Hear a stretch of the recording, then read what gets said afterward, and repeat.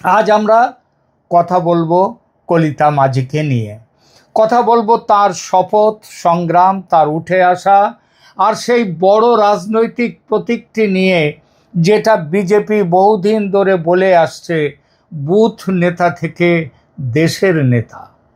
কিন্তু কলিতা মাঝির মতো একজন মানুষকে যদি মন্ত্রী করা হয়, তাহলে প্রশ্ন ওঠে, এটা কি শুধু স্লোগান, নাকি সত্যি তৃণমূল স্তর থেকে উঠে আসা মানুষের ক্ষমতায়নের এক বাস্তব উদাহরণ?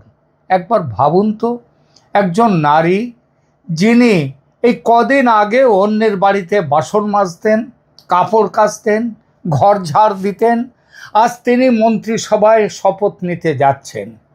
এই দৃশ্যটা কেবল আবেগের নয়, এর মধ্যে আছে ভারতের গণতন্ত্রের একটা গভীর গল্প। সাধারণ মানুষ যখন ক্ষমতার দরজায় পৌঁছে যায়, তখন রাজনীতির ভাষাই বদলে যায়। তখন ক্ষমতা আর দূরে থাকে না, কাছের হয়ে যায়।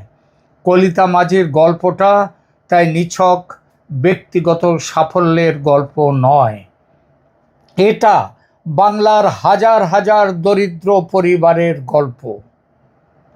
এটা সেই সব মায়ের গল্প যারা ভোর থেকে রাত পর্যন্ত খেটে সন্তানদের নিয়ে সংসার চালান।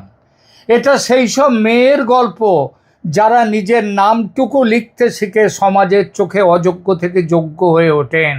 আর এটা সেই সব মানুষেরই গল্প যারা কখনো ভাবেননি তাদের মতো কেউ রাজ্যের মন্ত্রিসভায় জায়গা পেতে পারেন।